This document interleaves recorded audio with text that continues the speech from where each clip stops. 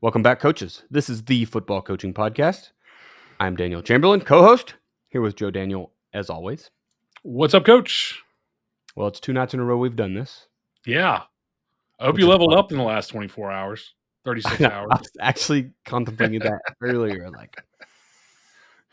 My first level up has to be don't mow the lawn with the output aiming at the windows of your house. There's your first level up. Okay. I have full patio doors, like full glass. Sure. Shattered.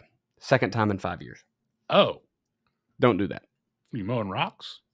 Well, we do have a lot of rocks here. This is rock country. In fact, the old saying is that we grow them here. Grow rocks. You dig them all up. You move them all. Cook rocks. Grow rocks. Next year you have. Oh, I'm sure there's plenty of rock cooking too. This is sure. This is the South. Is it? We tilled our garden for the first 2 years in this house, and I hauled out probably 105-gallon buckets of rocks of all sizes. The third year tried to till it, and it was the same number of rocks still there. I was like, just keep coming back. Disregard. I'm going to just go above ground. Anyway. Wasn't really my level up. It's just what I'm dealing with today. I literally just took a shop vac and vacuumed all the safety glass. Can we talk about safety glass for a second, by the way? Who the hell thought, hey, if I break this glass, instead of moving like 6 pieces, I want to move 16 billion pieces of glass. Is that what safety glass breaks into how's that safer? I thought it just shattered into a sheet that you could just I thought it didn't. I don't know. No, it shatters into a million little pieces, and they're all sharp. Is that safer? It splinters. I guess if you're in a car wreck, it won't cut your throat. You're in a car wreck with your porch? No, but my point is, okay. Safety glass has a purpose. They have multiple different. But I'm almost certain that those windows aren't safety, like your front windshield, right? Because you get a crack in it, and it doesn't spider web. No, right? It's not supposed to. I don't think. All right. Anyway, you go and get the little chip fixer thing. Short story long, I shot a rock through my window, and it's safety glass, and I took a shop vac and cleaned up the window. It's stupid. I hate it. My real level up, is the live videos. I know I talked about these last week. My live videos on Twitter and YouTube are so much fun. And I did start the YouTube page finally. It's up and going and good to go. But they're so much fun. Almost everyone's going to bring it up. But you have to deal with people just want to show up and be a naysayer, right? Sure. Stump the chump. And even then, it's so much fun. Sure. Just answering questions on the fly. I think I actually said the same thing last week, which was yesterday. Well, I don't know. It was yesterday, but I think we might have talked about it off camera. I'm not sure. Could have been. If it was live or if it was coffee with Coach Chambo. And you know what? If my mornings keep being super busy, it might be cold beer with Coach Chambo in the evenings.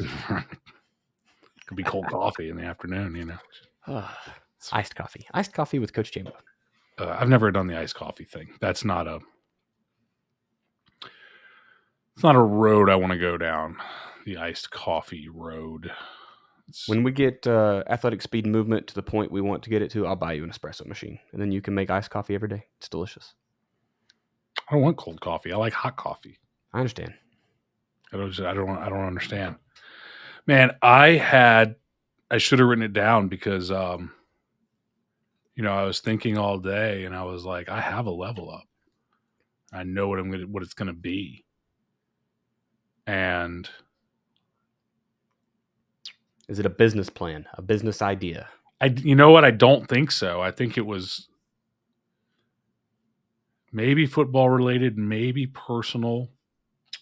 Wasn't networking, was it? No, I don't network. I know enough people. I'm not a good networker. I'm not sure how I got this job. I'll be honest with you. I sent out an email and you responded. You and several dozen other people. A few of them did not show up for interviews. A number of them came out of the woodwork, and you had been on the Chalk Talk calls a few times, so I knew who you were already. And so that gave you an advantage. There were multiple people who kind of had an advantage. I also wanted somebody who was a little bit younger and dumber, and you fit that. So Yes, sir. that was perfect. That was really When in on brand. doubt, Yeah, that was be the very on dumbest man brand. in the room. Yeah.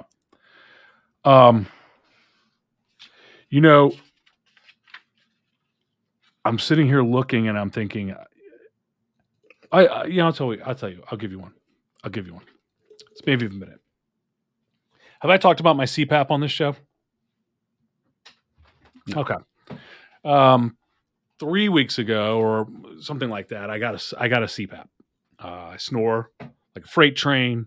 I went in after being married for 9 years, almost 9 years. I finally gave in. In fact, our anniversary will be maybe the day this episode comes out. Is this episode coming out on the 11th? Sounds good. It is. Yeah, happy anniversary. Oh, no. You Nope. missed it. It's 1 week late. Oh, this will be the 18th. Oh, Yeah, we're back up to 2 weeks. My fault. We may have to swap some episodes. I finally decided, and I've just been sleeping so bad. So, I mean, really starting in maybe November, December, I don't think I'd slept through the night. And by the way, I still haven't slept through the night all the way, but very often. But, I was waking up the way I can describe it is it didn't matter what I did the night before. I woke up hungover, right? I mean, woke up miserable, woke up feeling like just wrecked. And so I finally went and I got the sleep study and I got they do the test, and the people who've done this test know the people who've done this know the numbers. I was 38 whatever's per hour incidents or whatever, basically stopping breathing. Per whatever, I think it's per hour, which is severe. So I got the little CPAP thing. Took 2 weeks for them to read the test, 2 more weeks for them to get the CPAP program set up, or 3 weeks or something like that. So it took forever, but I got it. And the first few nights were very rough. I did not like wearing this mask. I couldn't breathe. I felt like it was on my nose, like pinning my nose down, closing my nose off. I don't breathe well through my nose already. So I have the full face mask, did the whole Darth Vader thing. And, and you have to wear it a certain amount to meet insurance requirements, which I was like, can I just pay for this? So you don't have to track my sleep for a year. I guess after a year, they don't track it anymore. It's paid for. They don't care. But I'm like, I would rather just pay you and not have you track my sleep. And it's not like it goes to like some home office or something, but right. I have now slept. It's 3 weeks in. Everybody kept telling me stick with it for 2 weeks. So after 2 weeks, I was like, nope. I was never going to give it up. I mean, like it's a thing that I need. And I was just going to figure out the mask and all that sort of stuff. And I think that I have turned the corner, in that I have slept well. I still wake up. I think the mask is still not completely used to that, dry mouth and things like that. But I have woken up the last few days feeling not bad. I mean, I don't wake up like awesome, but I have woken up feeling better. And this is, again, I'm still waking up in the middle of the night. I'll wake up in the middle of the night and rip the mask off and then wake up a little bit later and be like, oh, I gotta put that back on. It's just like, I don't even remember doing it. I'm just like, this thing is not working, but I'm getting more used to the mask. I'm having periods of sleep where I don't even notice it. I'm getting used to the breathing. I'm kind of adjusting it on my own. And I'm excited. I'm excited that, on the one hand, it's like I'm going to be wearing this thing. Now, I have faith in technology that we'll come up with something better in the next 50 years, right? But on the one hand, it's like I'm going to be wearing this the rest of my life. But I definitely feel like I've turned a corner where I'm seeing the positive effects. Right. So that's my level up. I'm starting to wake up not feeling awful. And it's funny, the people who do this are not very good at it, from what I can tell. The woman that did my sleep study, no offense, but big girl, Has sleep apnea. she was like, I was like, well, she's like, what are the goals here? And I was like, well, I want to wake up feeling good and everything. And she's like, okay, well, it doesn't work for everybody. I'm like, okay, well, let's find out. And then the woman who fit me with the mask and everything, and she said, hopefully you'll start waking up feeling good. And I said, is it with, or something like that. And I said, well, that's the goal. Also, by the way, not a CrossFitter. Nothing wrong with that, but this is her sales pitch to me. She says, well, I'll just tell you, when you reach a certain age, and she's around the same age I am. She's like, well, I'll just tell you, when you reach a certain age, sometimes that energy is just gone. It doesn't come back. And I was like, whoa, whoa, whoa, whoa. I was like, maybe for you. I was like, I don't have an energy problem except for about the first 30 minutes to an hour of the day. I just want to wake up and not feel awful from, not breathing all night. I was like, I got plenty of energy. I was just like, you guys aren't really making a case for this, but I feel good about it now. So that's my level up. That's Stuck good. with it. I've done 10 nights in a row. That's my no. I'm sorry. Yeah, I've done 10 nights in a row. I hit 14 nights total, 10 nights in a row. I believe there is a maskless option now, right? Yeah, but it goes through your nose, and I'm not a good nose breather. I think given the option of breathing through my mouth, I might just do that. A lot of people prefer the mask. I have not tried. There are some other different things, but for now, I'm on the full mask, and I've talked to a number of people who just prefer the full mask. Right. And as I get used to it, it doesn't bother me. Just getting, I'm still tweaking and everything, but I'm starting to get used to the mask. At first, I was like, I can't do this, but it's gotten like anything else. If you do it every day, it just becomes. You get used to it. Yeah, for sure. Well, I hope you do get used to it. I know that I roomed with a guy when I was up there in Virginia, actually. Mm-hmm. I came and hung out at your favorite drinking establishment. Mm-hmm. It's a restaurant. Great food. Great food. Whole wall of beers. Ask me how I know. But I was roomed with a guy that had sleep apnea, and multiple times I had to wake him up and be like, put on the mask. I'm not dealing with this. So I know that I don't know how long he'd been on it. For a while, I would imagine. But I did. He still kicked it off in the middle of the night sometimes. It did. I did kick it off one night. This is fairly early on. And the funny thing is, like, I can sleep on my back now. I have shoulders, and sleeping on my side, I had to sleep on my side because if I didn't, I snored like a freight train, and I was getting an elbow in the back. And so I'm sleeping on my side, and I've got a pillow between my legs. I've got my arms around a pillow, and I've got my head on a pillow that has to be at just the right height so that everything is straight. Yeah. And I had to set this process up every night with my 3 pillows. And then when you have 3 pillows and you live in a place that half the year is hot, the scorching heat of the Yankee North. And this is Richmond, and we, and I can't sleep with stagnant air. Like, I have to have a fan on. It doesn't matter what temperature it is. Even if it's 12 degrees outside, I need to have the fan, turn. It can be in reverse or whatever, but the air's got to be moving. And I'll sit there, and sometimes it'd be hot and all that sort of stuff. And I got to go buy a pillow because I don't have a good back sleeper pillow. But I can just lay there on my back, comfortable, prop my feet up on a pillow if I want to, but I don't have to. I just lay there, and I don't snore because this thing's making me breathe. And so but all the trying to lay on your side when you're not a cylinder is difficult. Yeah. Like it just doesn't line up right. I had shoulder surgery a couple of years ago, and I'm gonna have to have more because I sleep on my side. Yeah, Naturally, and I can see that, and I've I'm looking forward to. I would wake up. I used to. I haven't had in a long time because I do the whole pillow thing. But I used to fall asleep on my arm. I wake up with that dead arm and all that sort of stuff. And it's like, so this is beneficial. Good. Well, here's to years of good sleep with a mask on your face. Man in the plastic mask. So it's just it's just when you go to try to snuggle that it's a little awkward. It's a little awkward.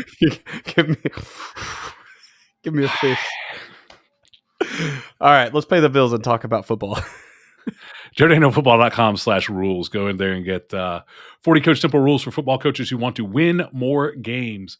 We've got in there things like ASCA levers principle. We've got a lot of really important keys. Something in there is going to win you a football game.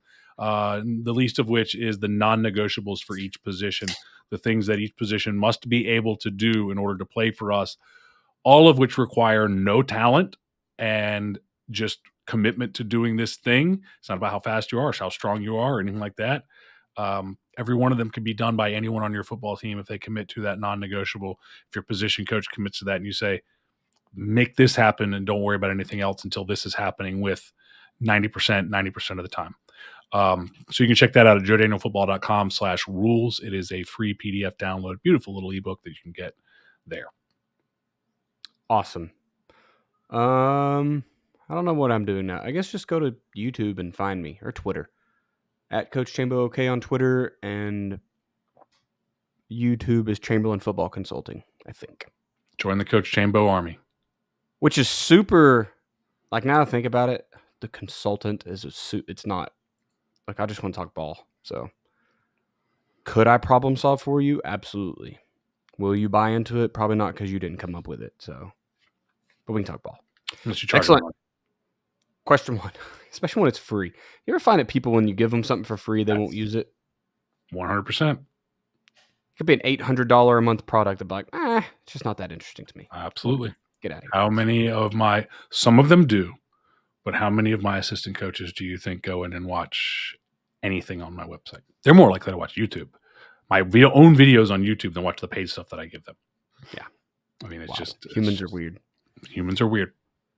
Part 1, what's different? So what we're talking about tonight, for all of you to know, since we've rambled on about you saw our level. Yeah, you saw the title. You did see the title. We're talking about some conditioning. And the differences is where we're going to start between the way that we all did it when we were kids. Were we kids? Yeah, we were kids. I don't know. I didn't play college. I did one college ball a year, so I was still a kid. And then the way we're doing things now, not all of us, but a lot of us. And then we'll talk some advantages and stuff. So, Question 1, what is different about conditioning now versus whenever, way back when? Well, my first exposure to football, which was in the 5th or 6th grade, American football. My mom would not let me play when I was in elementary school, which was reasonable. I was already doing soccer, baseball, swimming. I don't know where football would have fit in, right? When I started football, I immediately dropped soccer, and then shortly after baseball, and then shortly after swimming, or maybe it was swimming and then baseball. Our conditioning was gassers. I believe it was gassers always. Down and back, down and back. So, across the field, 50-yard line. Down and back, and you had 47 seconds or whatever it was timed. And you had to make it in that time. And that continued. See, I played for a middle school that was it wasn't our middle school. We played for a middle school program that was only people who were going to our high school. So even though parts of 3 different middle schools fed into Pope High School, my middle school split between Pope and Walton. Walton's now a national powerhouse. Pope is not. So our rivalry is maybe not what it used to be when I was playing. But, so we went to middle school together, but then we played on, I played on the Pope middle school team, and my friends from Walton played on the Walton middle school team. And they played with kids from schools that were going to Walton, and I played with kids who were whatever. And so the coaches were in some ways emulating what the high school coaches were doing. And we would get coached at time. The high school coaches would come down and do a camp with us and all that sort of stuff. And it wasn't like, as hands-on as our program is, a small program. So I went to a very large high school with 2,400 students or whatever. And, the 100 and however many kids in the football program, they weren't, we had a freshman program and a JV program, and then we actually had a 6th and 7th grade program, an 8th grade program, a 9th grade program, a JV program, and a varsity program. And JV and varsity are generally practice together. That stayed as the end of practice conditioning. And I remember on varsity, it was gassers on Monday, gassers on Tuesday. And I don't remember how many it was. It was 3 or 4, something like that. And then Wednesday was always one gasser Wednesday. Always. For as soon as it was one gasser Wednesday. Wednesday was one gasser. Down and back, down and back. We're done. As long as you made the time. And I don't think we always made the time on Wednesdays. Thursday, no conditioning, and then Friday you play a game. And we can talk about what we did out of season as well, but that was our conditioning for 8 years of my life. I mean, that was just what we did. And it wasn't, and by the way, in college, it wasn't that different. I remember that my midway through my freshman year was when I broke my leg my senior year in a kickoff return. I was engaged in a block, and the returner got tackled into me and broke my tibia, the little one, tibial. And the little one. The doctor, not me. Yeah, the little one in the shin bone, not the big one. And it healed back. I went able to play the last couple of games of the season, but it healed back and everything seemed fine. It wasn't a big deal. But I ended up having acute compartment syndrome. Not acute. Maybe it was acute. I forget what the wording was. I ended up with compartment syndrome, where the tissue and there's a compartment between the muscles in your lower leg. And when you get that muscle pump, there's supposed to be a piece of tissue at the bottom of that compartment that flexes. Mine wasn't flexing anymore. So it was just like an overinflated basketball. Right. And I remember the day that I was like, I can't do this anymore. And I slayed down. And by the way, there's no visual injury on you. So you just look like a pussy to your college football coach. And that sucked. And I was like, I can't do this. And they're like, no bones sticking out. And I'm like, I know, but it feels like an overinflated basketball. And and I ended up having to have surgery to open that up.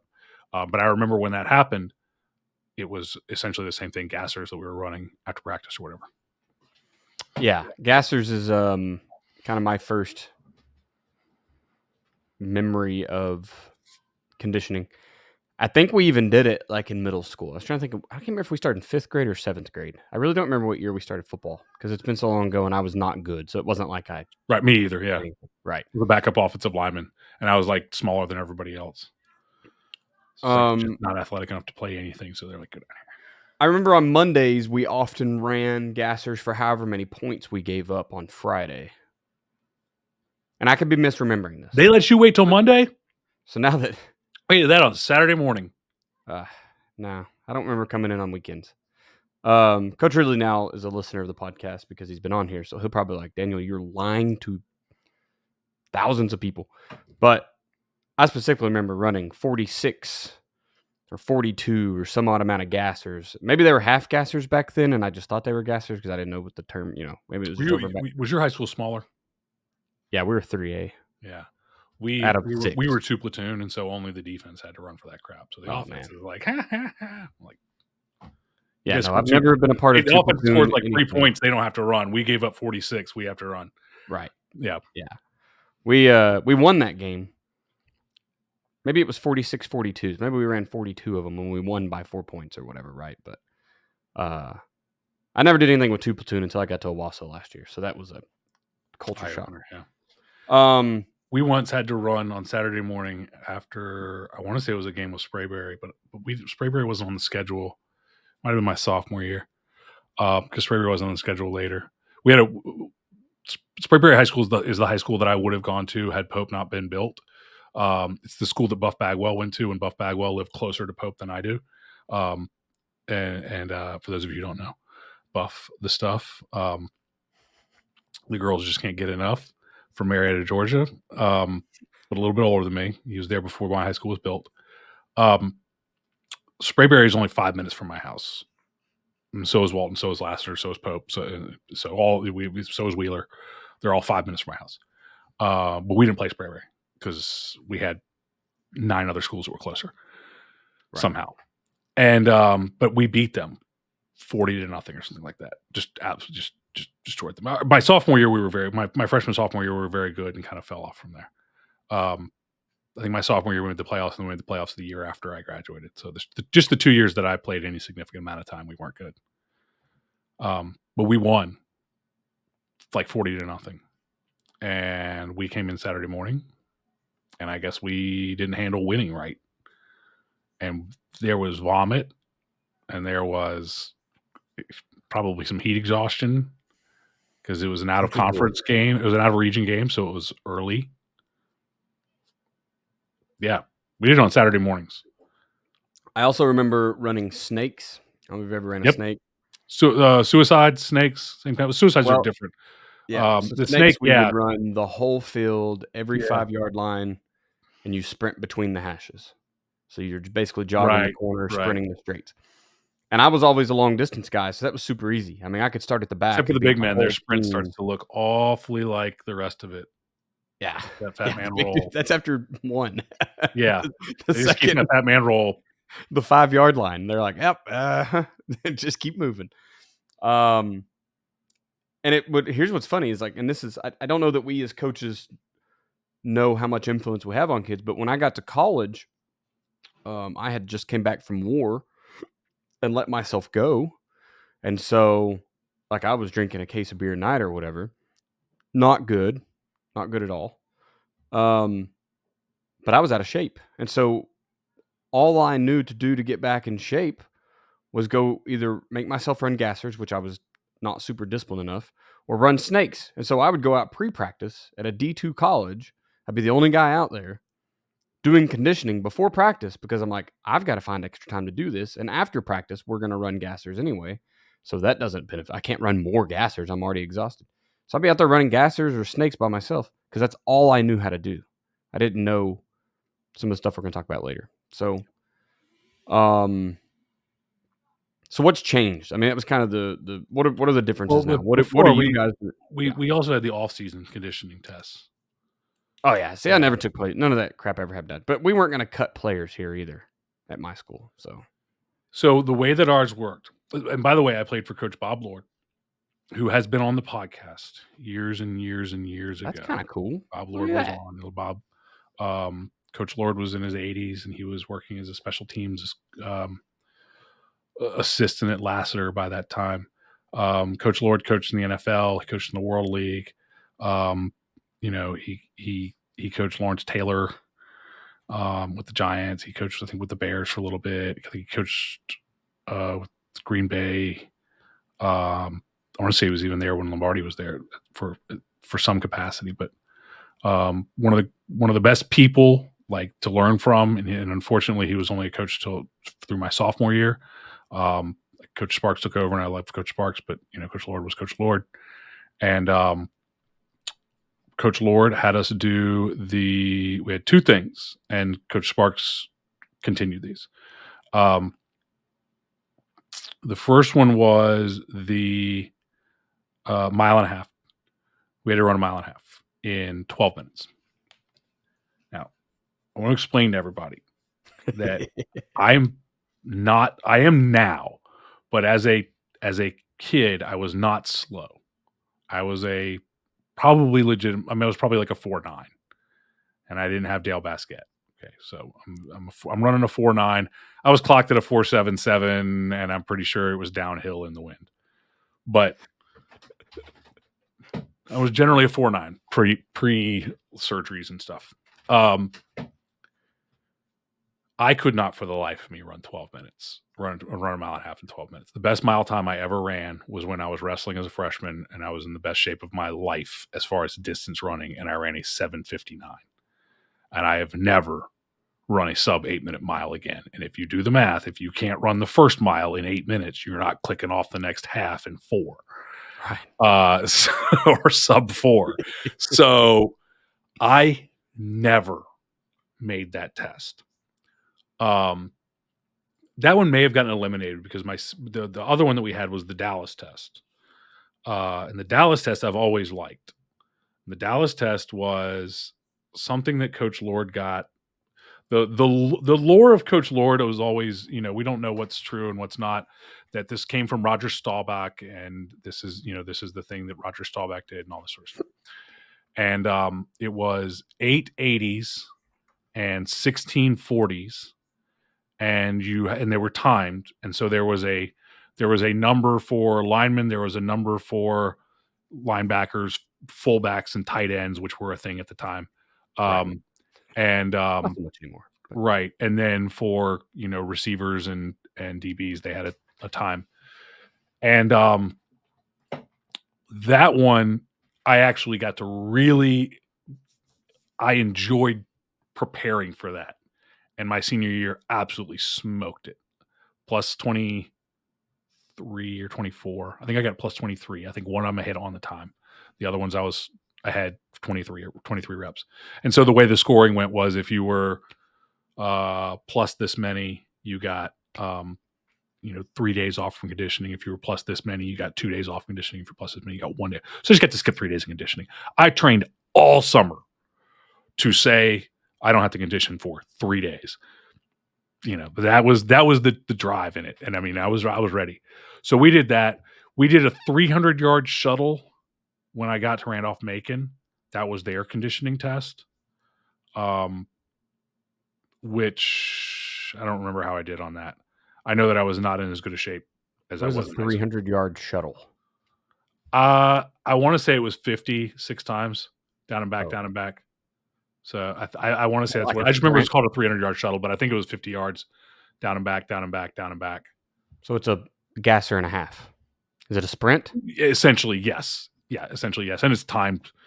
And it may have been more than, it was probably more than one. It was probably, but I don't remember. I don't remember the exact rules behind that. At least we didn't have to run a mile or a mile and a half or something like that. And we've done some different types of things since, I've been coaching since those things were still a deal. But we always had, back in the day, we always had those tests. There was always some sort of test when you showed up that you had to be ready for. And I wrote about this in the July newsletter for the Coach Simple newsletter that's just going out. So it's probably hitting your mailboxes if this is the 18th. It's probably hitting your mailboxes here in the next few days, if it hasn't already. Those things all made sense. So we talk about what changed as we segue here. To me, those things all made sense in the 60s, the 70s, the 80s. I know in Virginia into the 90s, but in Georgia in the 90s, it no longer made sense. Right. We were doing football year round. If you weren't, I wrestled my freshman year, and I threw shot put and discus my freshman year because the defensive coordinator was the wrestling coach on the varsity, and I was a freshman, and I wanted to do whatever they said. And the linebacker coach on the varsity was the throwers coach, and it didn't matter to me that I was 115 pounds coming out of wrestling. I wrestled at 119, and I was going to throw because that was the linebackers coach. I wasn't going to run, but I was going to throw. So I went out there and threw because I was the linebackers coach, and he asked me to. And then by the end of, with throwers, the nice thing about being a thrower is that you only practice for like 45 minutes and you go to the weight room. And that's where I kind of fell in love with the weight room. And then I was in the weight room every single time the door opened, and there was not a need to test me, because if I wasn't in shape, guess whose fault that was? Yeah. Because I was there. You didn't have to find me. I didn't have anything else going on. So if I didn't pass that test, That was an indictment on you, not me. But in the 60s and the 70s and the 80s, when guys were not doing stuff like that, we weren't lifting weights, and we weren't. My dad talks about going out and running in a trash bag to lose weight because they told him he was going to play guard, and so he wanted to play what, fullback? No, he was a cornerback, but that's essentially an outside linebacker now, I think. 5 the 5-4 defense. So like they didn't have organized off-season programs necessarily. And so it made sense to say, when you get here, there's going to be a test. It made sense at Randolph-Macon. I didn't live in Virginia, and I wasn't on campus. They weren't on campus either, by the way. There wasn't anybody there. I don't even know if we do summer school. So they do something. So when you show up, it's like you have to be held accountable for not being here. But for a lot of programs, the kids are either there or they're in another sport, and you got a handful that aren't. So if you do any testing, you better have all the kids that are there pass it, and the kids who aren't, that's the ones that don't pass it. Yeah. But so that stuff made sense to me. And 2-a-days doesn't make sense to me now. We're in shape. We're there year round. 2-a-days was to overload you and get you caught up fast. And that doesn't make sense to me now. I wouldn't do 2-a-days now. So, but people still do.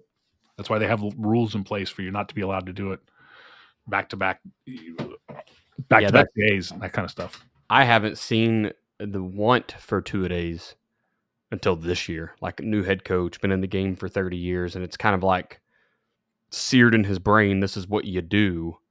Great. And he says 2-a-days, but he means like we're going to come lift in the morning and then Right. practice in the afternoon. But he still is in that 3-a-days is okay, like where it's just all day. You're 06 we're on the field, noon we're on the field, 6 p.m. we're on the field, right, with some rest and meals in between. So yeah, we used to do camp with our kids, and I hated it because, again, I want to be with my family, and I want to go out and get things done on the field and then be done with football.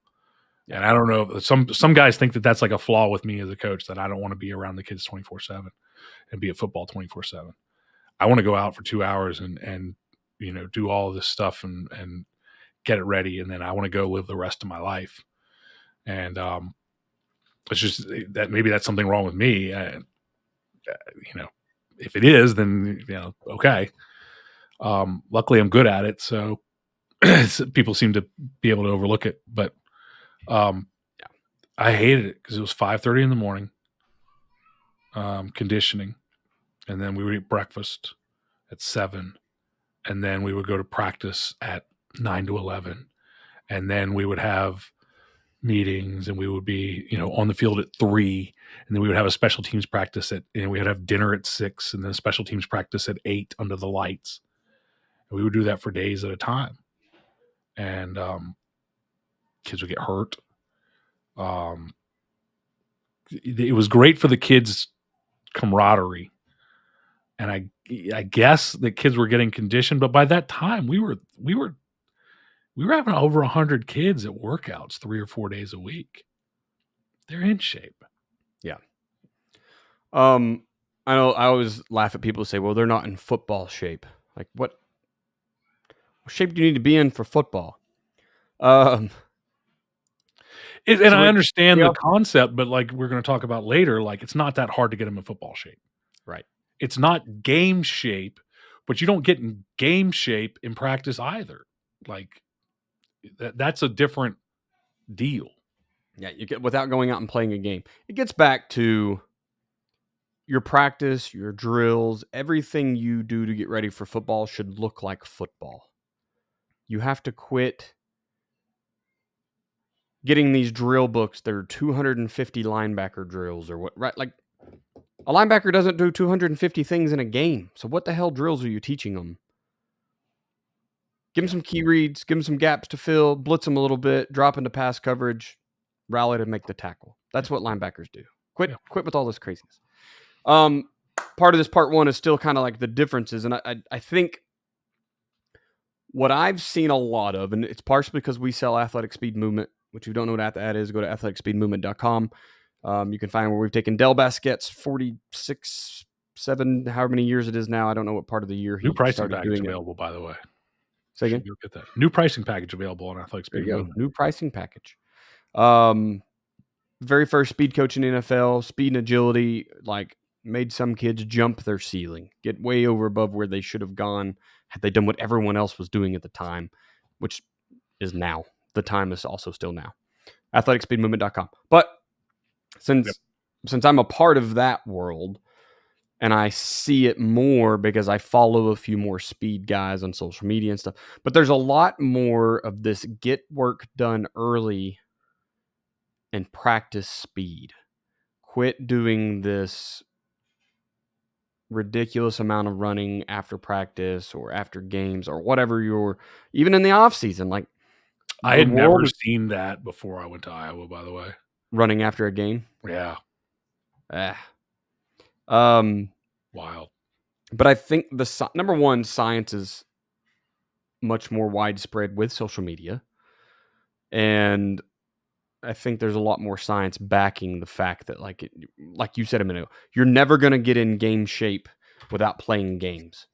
So it's kind of one of the benefits I like You can about get in great 7 on shape, 7, and then that's and then finish it off, right? Like the first couple games, you finish that off. I think 7 on 7 is a place where you can finally get a little bit of game like conditioning. sure. You are, especially if you're two platoon. What do? You go out there and you run. Well, I guess either one. If you're two platoon, you go out and you run your offensive reps, and then you sit for defensive reps, and you go back on the field, and that's all summer long. Hell, that's some people do 2 or 3 tournaments and 3 or 4 practice days, right? Like scrimmage type thing. So I don't think 7 on 7 has quite the same. It's more game like because you're going to get a higher level of effort out of the kid. That's the biggest thing is you get this level of effort when you're in an actual competition that you may not get in practice. right. No matter, I mean, just it's not a matter of like being soft or being this or being that. It's like it's not the same when you're not in a competition, and it turns up things a little bit. And I think something we have to identify here as being a difference is the kids are different. Kids are freaking smarter, man. That's Sure. My 2-year-old and 5-year-old are 6, sorry, are way smarter than I just apologize to my kid who can't hear me. That's ridiculous. But He'll hear it one day. they're so much more advanced than we were at that age, right? And so by the time they get to be freshmen, they know better. They know better than to go out and run 10 gassers because some guy said so. They'll just quit. And you can look at it as, oh, they're soft. Maybe. Or maybe they're more educated. And you don't have to like suck up to the kids to get them to stay on the team, but you got to have a reasoning behind everything. Have the training value. That's something we push in the military all the time. Everything you do needs to have training value. The hazing and the treating people like shit and just dogging on people because you have rank, or in football because you're the coach, like that, it's gone. I mean, it truly is gone. Oh, because I'm the coach is completely gone. Yes. So But you better have a reasoning. Yeah, as long as you have a reasoning. I don't think having them run conditioning. I've never had a problem getting kids to run gassers or run sprints or whatever. If we decide to do it, it's never been every day. Like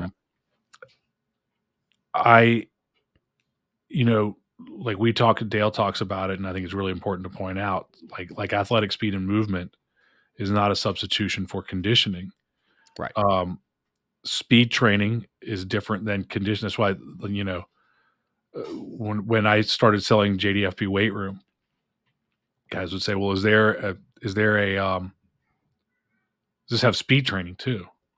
No. At the time I said, no, I pay our speed coach $3,500. So no, you're not getting it in this, $200 whatever dollar weight program. Right. By any means. But also you shouldn't be getting your speed training from the same guy that's doing your weight training. Now, I certainly won't. My speed guy has 46 years of speed coaching. He doesn't write weight programs. My weight training guy has 30 years now of strength training. He doesn't write speed programs. Now, he did incorporate conditioning, but it was in a football sense, geared towards football, and it's basically Tabata type stuff, which we can talk about. Yeah. But they shouldn't be the same guy, and speed and the weight room aren't the same thing as conditioning. We can talk about running practices in a manner that creates conditioning, but you shouldn't be tired when you're doing cleans. You shouldn't be tired when you're doing speed training. Those are form, technique, training, and you shouldn't be tired doing them. That's why you always do explosive lifts at the beginning of a workout. That's why you always do speed training at the beginning of a workout. Then you do your power lifts. Then you do your accessory lifts. Then you go wear them out. When you do practice, you do indie. And if you have teach time, it comes early. I'm never worried about, how fast we're going. If it's a teach, I know when it's teach tempo, when it's, I've gone away from, I know we're jumping ahead. I've very much gone away from let's get all our conditioning in practice by making practice hard all day. Which was one of the changes, right? That was one of the first changes that came with the spread. I would say that it came in very much so with the spread offense. Yeah. It was very much coming in with the spread offense was we're going to be all, and the hurry up and all of that sort of stuff. We are all over the field. We are running. We are going. We are practice is going to be fast. Practice is going to be high tempo. All of this. When I look at a practice, I do bird walk with the offensive line. Now, most of my drills are going to have a burst of speed in them. They're going to have, but the purpose of it is not to be fast. It's sometimes you have to tell the kids, like, settle down, go to 70%. Like, let's get it right. Bird walk is not a physically taxing drill for our offensive linemen, but it is a mentally taxing drill if it's done correctly. And I want that mental tax to be taken early in practice. And I'm not worried that for 10 minutes, now remember, I don't have long indie periods. I don't want long indie periods. But remember that we're not going to be there long and we're going to go to something else.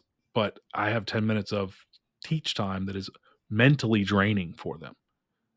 And then we can speed it up a little bit and speed it up a little bit in 9v9, speed it up a little bit. We can speed it up in different places. But we have to. Now, I do not do a clinic on the field. I want everybody moving. I want everybody doing something. I want everybody working. I don't want, we don't walk between state. We get to where we're supposed to go, get to our place and go to work. There's no downtime, but it's not conditioning for an hour and a half or 2 hours. Right.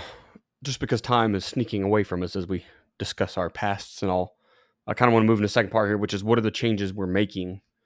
And I've learned a little bit every year. So I've now been through 4 seasons, and I feel like this year I'm kind of going backwards and not necessarily that's a bad thing, but like you talked about with your offense, sometimes you got to go back to the core of what you're doing, right?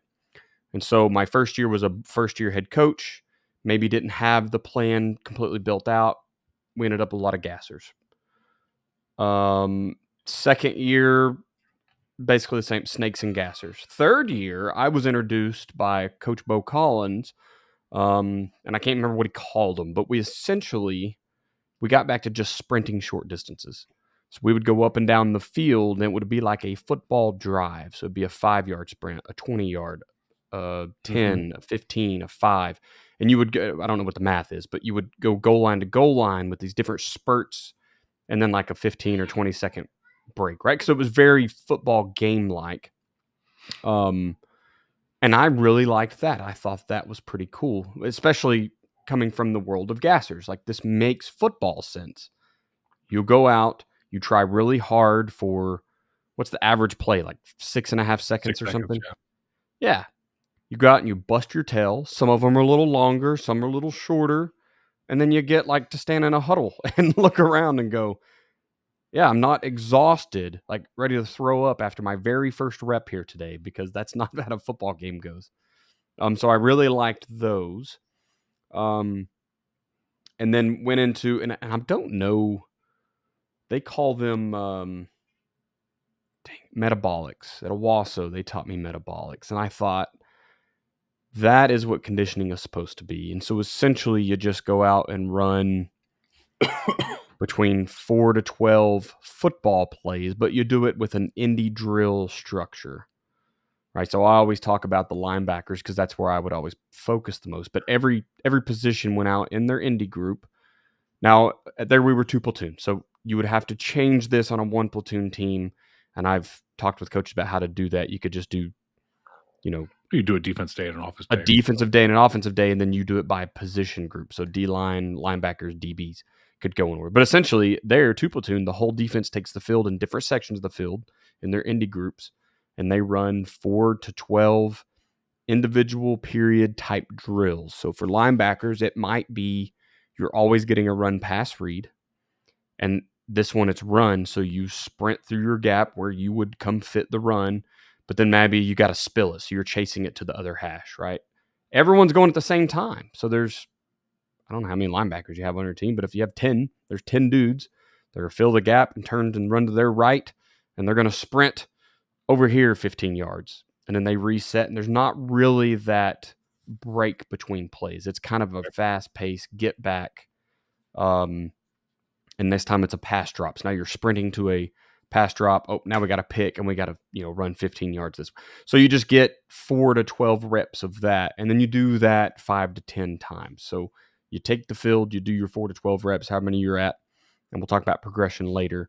And then you sprint off the field, and then you wait until it's your turn again. You sprint on the field, and so you get 6 sets or 5 sets, however many you want to do, of a certain amount of reps. And everyone's doing that. Each position group is doing it. And I was like, this is what I think conditioning should be. Mm-hmm. The kids didn't hate, they hated it because it's conditioning. Of course. It's extra running. But they didn't no one wanted to quit the football team because it was a metabolics day. You know what I mean? To where legit there were days as a kid, I was like, I don't know that I like football enough to go run 24 even half gassers because that team had an explosive offense and we couldn't stop it. Now that I think about it, I know it's always Jimmy's and Joe's versus X's and O's, right? But can you imagine making kids run gassers because your scheme's fucking broken? What are we doing? Anyway, yeah. So I think that metabolics is a very cool way to move forward with conditioning. Coach Collins was very neat too. I think it was very just sprints, but that's not what you do on every play, right? It's right. Number one, you didn't truly get the length of a play. It's how long does it take me to sprint 5 yards or 15 yards? And then there's no read. So the best thing about the metabolics was building back in that indie. You're still getting a read. You're still getting a, pedal brake or a pedal drive or whatever for your DBs. You're still getting these football reps, but at a very fast pace. So I think that's a really neat way to get back into conditioning if that's the change you want to make. Or not back into, but to change your conditioning, get away from the just dogging them in sprints. Yep. With a small school, we usually have about 25 to 30 varsity players in a practice. I like to run a very fast, and like I said, we go from teach to team. Team is very fast paced. Coach on the fly. We don't stop and talk about it. We film it. I film it with my iPhone. Coach on the fly. We rerun it again if we need to, but for the most part, I use the wristbands, scout team wristbands that I got from Thad Wells, and we go at a very fast pace. And when you only have 25 guys, everybody's playing. So if we run, with those, I can run 3 plays in a minute. So in 10 minutes of team offense, we run 30 snaps. That's wild. And defense is as fast. I mean, we can do a lot of reps. So if we have 30 minutes of team time, we're conditioned, right? That's there. It's very fast paced. It's very fast paced if I'm allowed to do what I prefer to do. Not everybody likes it. So sometimes it gets slowed down, but when, as a head coach, it was fast. It was real fast. Now the offense was slower because I huddle on the offense. But when it was scout defense, or when it was scout offense is wristbanded. They're going. I mean, they're going. And when we're good on offense and we're not good on scout, you put all 14 kids that are left over on defense. There's nobody standing around. So, and we still can move the ball. But so that is going to get a lot. But what I did, and I really liked it, and we've been doing it somewhat since, is letting the captains or the seniors, or in our case, the squad leaders, run conditioning. That was their job. And I had to teach our assistant coaches, turn and walk. Because if you're out there, you're going to say something and it's not theirs. Now, we'll be at the top of the hill and we can see. And if something happens, we're there. We can't just leave, right? Or the trainer would stay or something like that. But we would walk to the top of the hill so that we're kind of out of sight. Not out of, we don't like hide or anything, but we're not standing there.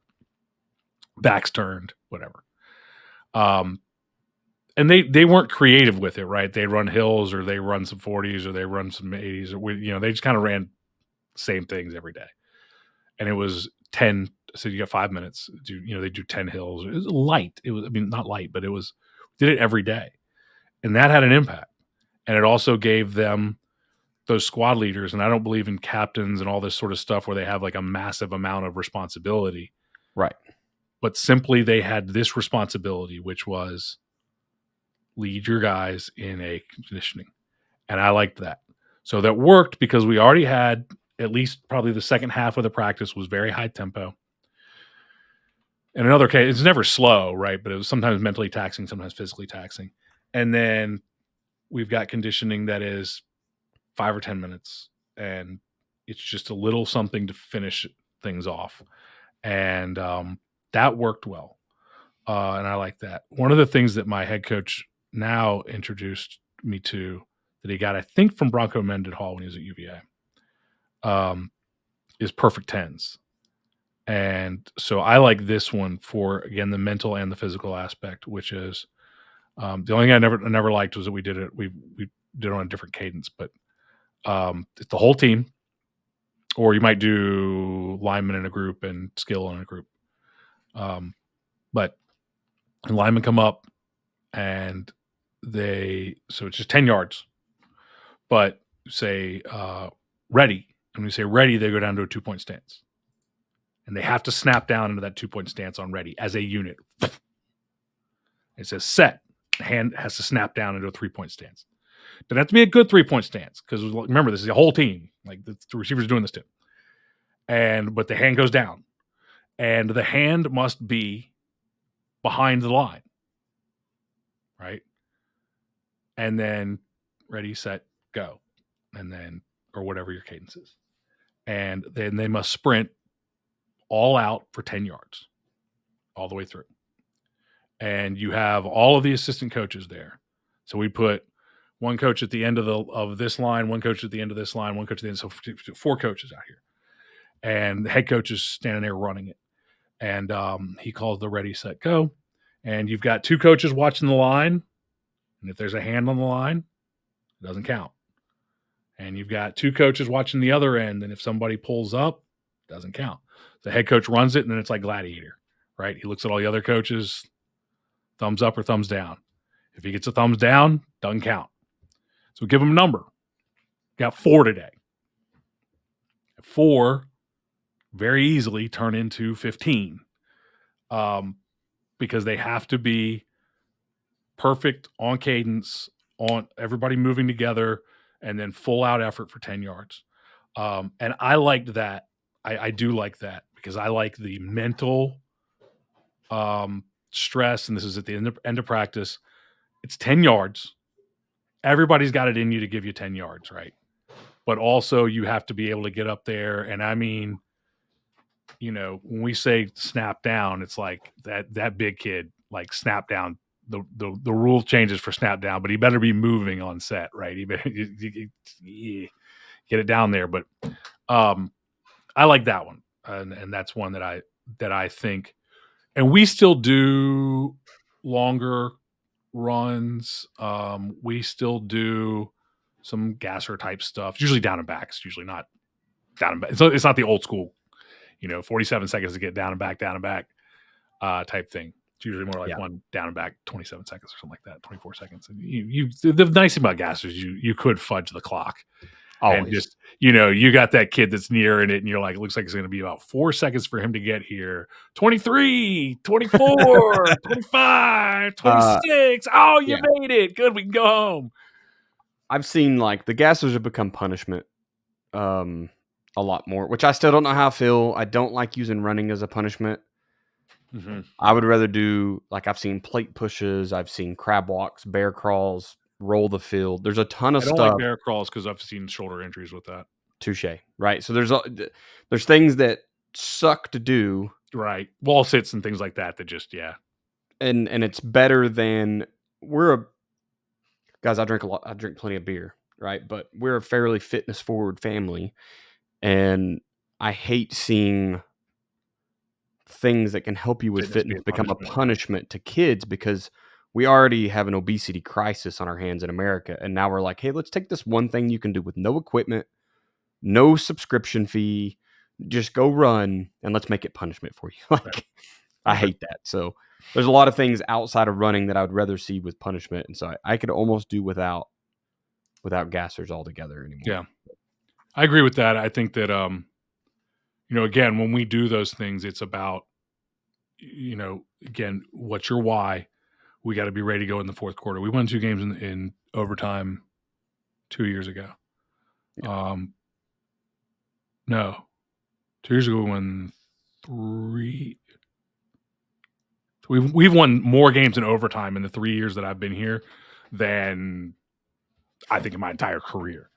Right. Now, part of that is we ain't blowing people out with we ain't lighting up the scoreboard, but we also don't get scored on. So we're in games a lot. It's very big of the OC to say. Yeah, as the OC. Kudos to you, my man. Yeah. The other side of the ball is doing great. I have my input there too.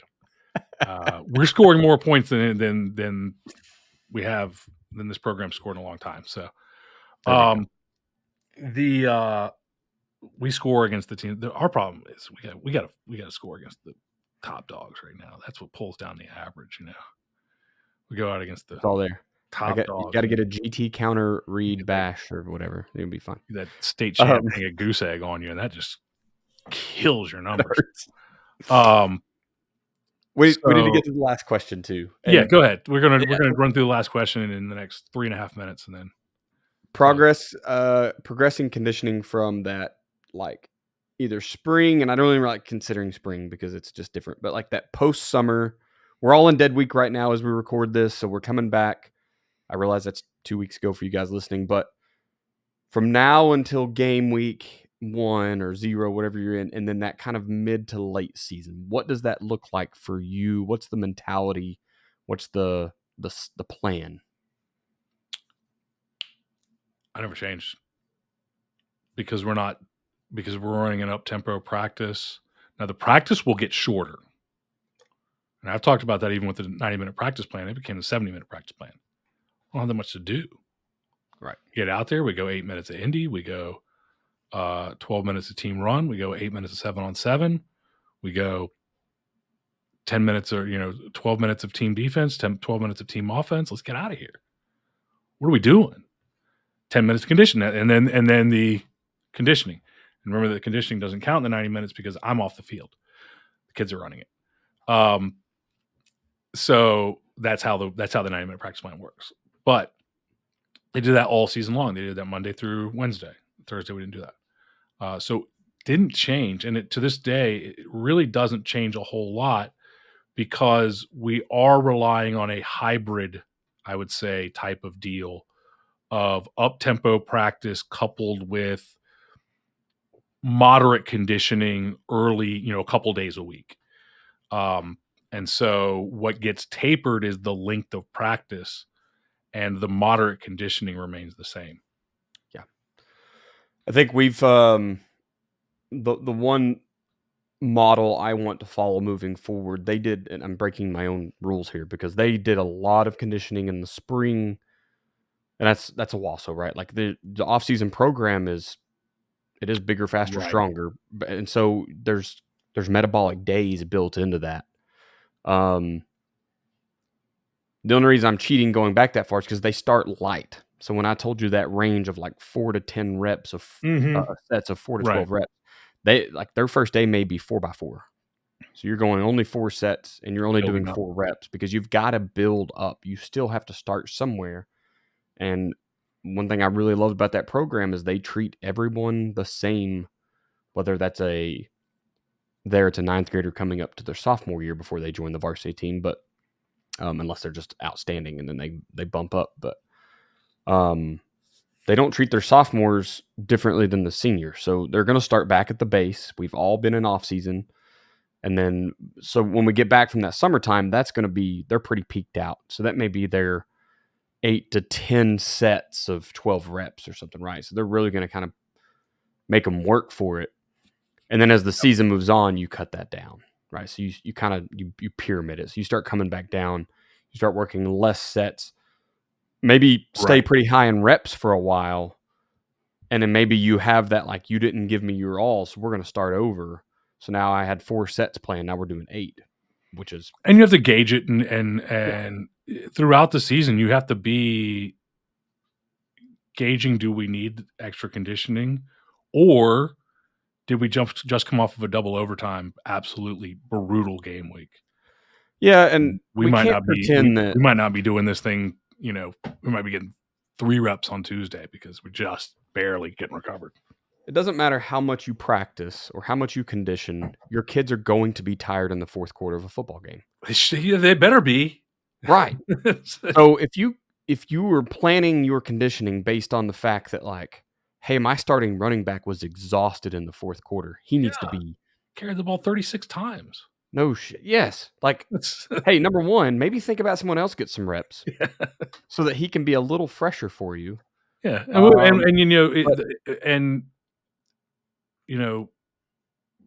you'll get back used to this, I got guys playing 120 snaps. Yeah. They don't even practice during the week. I will tell you that. It is not uncommon for the both ways beat up kid to not even practice during the week physically. If he's the best player that we have, and his body, and if he's playing 120 snaps, he's not coming off the field on offense or defense, which some kids don't. All of my kids. He does not need all of those reps during the week. He needs the mental reps and that sort of stuff. But probably the new install, right? Like, what are you doing? Yeah, here? right. Yeah, but he doesn't need team. He doesn't need tackling drills. Like, he's got it. He's my tight end and inside linebacker. It's like, I don't need it. What's he getting out of the scout offense? See the format. Like, he's been starting for 3 years. He's seen this. So you do have to gauge your kids, because the biggest thing at the small school environment is getting, like you talked about, from 2018, 27 varsity kids at the beginning of the year, getting 27 healthy varsity kids on the field in late November. That's the goal. That's the success measurement. And by the way, that's not, a couple of them get hurt. It's not like on you and you need to, 18 of them get hurt. Like, that's on you. Probably, but things happen, but we're trying to get healthy kids at a small school. We're trying to get healthy kids through the season, and we have to find a way to do that. So just gauge it and be smart. And, you don't stop conditioning because one day a week is not enough. As far as the off season, just one last thing. Chris Lawyer, who's my weightlifting coach and wrote JDFB weight room. doesn't build. There's no deload, technical deload week or anything like that in JDFB weight room because it's a 24-week program. And the deload weeks are spring break, dead period, da-da-da-da. And he doesn't really build deloads into our programming as a weightlifter for me. And I'm 44 years old, so I wouldn't mind a deload here and there. Like I compete. I did a competition on Saturday. Monday we did overhead press. That's my deload day. And then the next day was max power snatch. Like back. Like deload, and his thing was with high school kids and with college kids, deload happens because of the schedule. It's scheduled in there. With adults, deload happens because of life. Right. Very few of us are going to train 52 weeks out of the year. So there'll be a deload. So life, if you don't have a deload, life will put a deload in there for you. Not talking about injuries, but it's just, you know, there's times. So that's, you have to do that mentally in football. Just pay attention to when we need a day off type of things. Yeah, I think the last little point here is like there's only 7 days between games. 2 of them are the weekend, which more and more coaches are going to like letting kids just be home. That's way more common. We have treatment. That's it. That's what we've seen. Yeah. So if you're injured, you come in for treatment, but we're not going to come in and lift weights on Saturday. I know programs that still come in and get their squats in on Saturday because there's no better day. That's the furthest away from game day you can get, right? To work your legs from the next game day.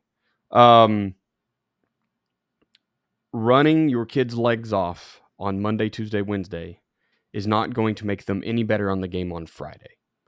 So if your idea is we're going to condition the shit out of our kids on Monday and Tuesday because they looked tired, we weren't all there in the third, fourth quarter. I get it. Maybe that's a problem you solve next spring. Yes, you're not going to go out and build Rome on Monday and Tuesday and expect to go out on Friday and look your best. Like you're just going to run their legs off. If you're how many snaps? Maybe you're running.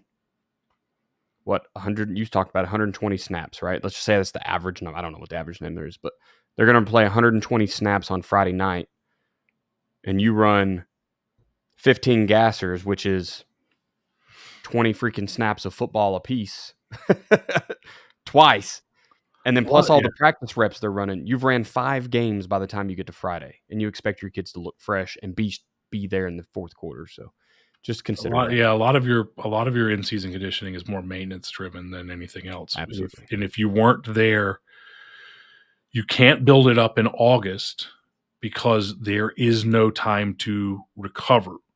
Right. So if I wait till you come in August 1st and I destroy your body for 2 weeks with camp and 2-a-days, and then we play essentially a scrimmage. Scrimmage week was essentially a game week. And then the next week we play a game week. Where's the recovery? Yeah. So I'm going into game week 90%. At best. Week 1, and then I'm never getting back up. Yep. Maybe you have a bye week. But that's not what we use bye weeks for, right? Yeah, I do. You can Monday off and Friday off. I love it. That's a great plan. All right, man. We checked all the boxes tonight. We talked conditioning, progressions, what's new, what's old. We're not telling anyone how to run your program. We're just telling you some things we've seen. So yeah, do whatever. Do what you like. You do real dumb stuff, call us. We probably have an opening. That's right. One last time, not for like being on the podcast or anything. And then we'll get out of here. Pay the bills. JoeDanielFootball.com/rules. Go in there and get 40 Coach Simple rules for football coaches who want to win more games. Again, things like HASCA, leverage principle, all the key principles, core principles that we use at JDFB, concepts, ideas, drills, things that you can use to win a football game, offense, defense, and also the non-negotiables for every position on the offense and defense that a player must do if he's going to play for us, and that coaches must get players to do if they're going to coach for us. So you can check all that out. It'll win you a football game. Go to JoeDanielFootball.com/rules. Before I do my sales pitch here, happy day before College Football 25 comes out. So College Football 25 Eve, Oh man. meaning once this comes out, Joe, I don't know how we're going to have time to record a podcast. I'll have to have an Xbox controller in my hand. It's going to be great. Just kidding. It's going to be amazing. It's going to be amazing. It is going to be amazing. It better be good. Did you see, Woj, Adrian Wojnarowski or whatever his name is? Maybe that's not even his name. Who cares? He's the Woj bomb guy. He said that us old folks trying to reminisce on our days that we're not going to have the time to give the game. And I was like, maybe you don't understand how I got through college, my man. Like, going to bed at 3 and getting up at 8 is not outside of the realm of possibilities. So we will have to make the time. I mean, we can't do a full-on dynasty, but, Not in one night. Probably not. You try, though. If you want to watch the JDFB, the Football Coaching Podcast Dynasty live on YouTube, we'll sell you a link for $10. If you want to get in, it's $100. Go to YouTube. I'm on YouTube now. Chamberlain Football Consulting. Find me. Go there, and that's where my stuff is at. It's going to take you to. It's going to show you the Sulphur Strong Clinic, which I'm working to get the link back to where it might all have moved over to CoachTube by now. So I'm working that out. I'll get the details laid out eventually. You can find me on Patreon, where I'm gonna the article writing and probably just like want to talk some Zoom calls or something. I don't know really what I'm doing with it yet, guys. There's one guy on there, and it's my it's one of the rivals to my team. So he's the only one that subscribed, and it's a free subscription. So he's just waiting for me to put out X's and O's. I know what you're doing, Coach. I see you on there. Spark. The cells opening and closing, Joe. What's going to be opening? We should be opening up some form of. We open Football Coaching 101 at the end of this month. I know that, and we will in some form we'll be opening up enrollment for JDFB as well. Awesome. Social media, you can find me at Coach Chambo OK on Twitter. ChamberlainFootballConsulting@gmail.com is my email. Email me about anything. I don't care. I like talking ball. You can email me and tell me my scheme sucks. I don't care. We'll talk about it. Then, of course, ChamberlainFootballConsulting.com, and then the YouTube and the Patreon. You can go to those things. We'd love it. Joe, where can we find you, sir? You can find me on Twitter at FootballInfo. You can find me on Instagram and TikTok at Joe Daniel Football. You can find me on Facebook, facebook.com/Joe Daniel Football. You can find me on YouTube, JoeDanielFootball.com/YouTube. And you can email me, Joe at JoeDanielFootball.com. And more important, you can go to JoeDanielFootball.com. And sign up today. It's the best decision you'll ever make in your football life. The So podcast you can get the free 40 Coach Simple Rules. There you go. You can get on the list to sign up. You can get on the list. Yeah, get on the waiting list. I would highly recommend that. If this is your first time listening to the Football Coaching Podcast, be sure to subscribe so you don't miss any future episodes. You can find us on your favorite podcatcher, primarily Spotify and Apple Podcasts, where people listen. If you've been listening for a while, please leave a review. Both of those programs, we need reviews. We'd love reviews. We want to help more coaches. Let us know what you think. Thank you for listening to this episode of the Football Coaching Podcast. Remember, coach simple, play fast, win.